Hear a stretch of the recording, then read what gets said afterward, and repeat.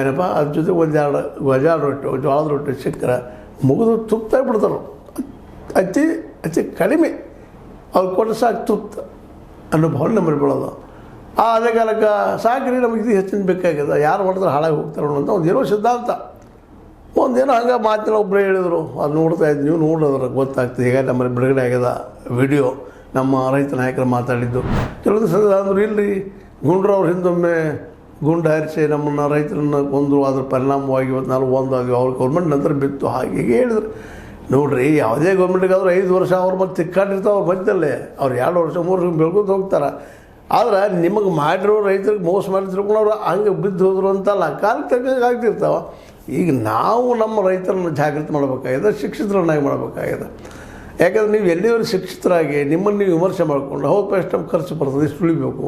MS ಸ್ವಾಮಿನ ಅಂತ ಎಷ್ಟು ಜನ ರೈತರಿಗೆ ಗೊತ್ತಿಲ್ಲ ಹೆಸರುಗಳು. ಯಾಕೆ ಭಾಳಷ್ಟು ರೈತರು ಪಾಪ ದುಡಿತಾರೆ, ಹೋಗ್ತಾರೆ, ರಾತ್ರಿ ಸಂಜೆ ದುಡಿತಾರೆ, 16-17 ತಾಸು ದುಡಿತಾರೆ, ರಾತ್ರಿಗಳು ಹೋಗ್ತಾರೆ, ನೀರು ಹಾಸೋಕೆ ಹೋಗ್ಬಂದು ಬೆಳತನ ನೀರು ಹಾಸ್ತಿರ್ತಾರೆ. ಎಲ್ಲ ರೈತರು ಪಾಪ ಏನು ಕವರಿಗಳ ಮೇಲೆ ನಮಗೆ ನೀರು ಬೇಕು, ನಮಗೆ ನೀರು ಬೇಕು, ನಿಮಗೆ ನೀರು ಬೇಕು. ಯಾಕೆ 8 ದಿವಸ ಅಷ್ಟ ಬರ್ತಿರ್ತಾರೆ ಕವರಿ ನೀರುಗಳು. ಬಾವಿ ನೀರಿದ್ದೆ ಅವ್ರಿಗೆ ಸ್ವಲ್ಪ ಬಾವಿ ಮೇಲೆ ಬರೋದಾಗ್ತಿರ್ತದೆ ಬೇಸಿಗೆಗ. ಅವೆಲ್ಲ ಮಾಡ್ಕೊಂಡು ಪಾಪ ಮಾಡ್ಬೇಕು, ಎಷ್ಟು ತ್ರಾಸಾಗಿರ್ಬೇಕಾರೆ. ಈ ಮಧ್ಯದಲ್ಲಿ ಅನೇಕ ಕೆಲವೊಮ್ಮೆ ಹಾವು ಕೊಡೋದು ಮಧ್ಯಾಹ್ನಗಳು ಸಾಯುವಂಥ ಜನರು ನೋಡ್ತಾ ಇದ್ದೀವಿ ನಾವು. ಅಲ್ಲಿ ಯಾವ LIC ಇಲ್ಲ, ಏನಿಲ್ಲ ಪಾಪ ರೈತಗೆ. ಮತ್ತು ಅದು 1 ವರ್ಷ ಅಂತ ಹಿಡ್ಕೊಂಡು ಎಲ್ಲ ಜೋಪಾನ ಮಾಡಿ 3,000 ಅವ್ರು ಕೊಟ್ಟರೆ ಮಾಲಕರ ಖುಷಿಲೇ ಬಂದುಬಿಡೋದು. ಯಾಕಂದ್ರೆ ಮಿನಿಮಮ್ ಇಷ್ಟೇ ಐತಪ್ಪ ಅಂತ ಉಳಿದ ಬೆಳೆಗೆ ಬೆಲೆನೇ ಇಲ್ಲ ರೀ. ಹೇಳೋದು ಬೆಂಬಲ ಬೆಲೆ ಕೊಡ್ತೀವಿ, ಬೆಂಬಲ ಬೆಲೆ ಕೊಡ್ತೀವಿ, ಬೆಂಬಲ ಬೆಲೆ ಕೊಡ್ತೀವಿ ಅಂತ ಎಲ್ಲರೂ ಅನ್ನೋದು. ಮೋದಿಯವ್ರು ಹಿಡ್ಕೊಂಡು, ಸಿದ್ದವ್ರು ಹಿಡ್ಕೊಂಡು, ಸಿದ್ದರಾಮಯ್ಯ ಹಿಡ್ಕೊಂಡು, ಉಳಿದವ್ರು ಹಿಡ್ಕೊಂಡು ಎಲ್ಲ ಇದೆ ಮಾತು ಅಂದ ತಕ್ಷಣ.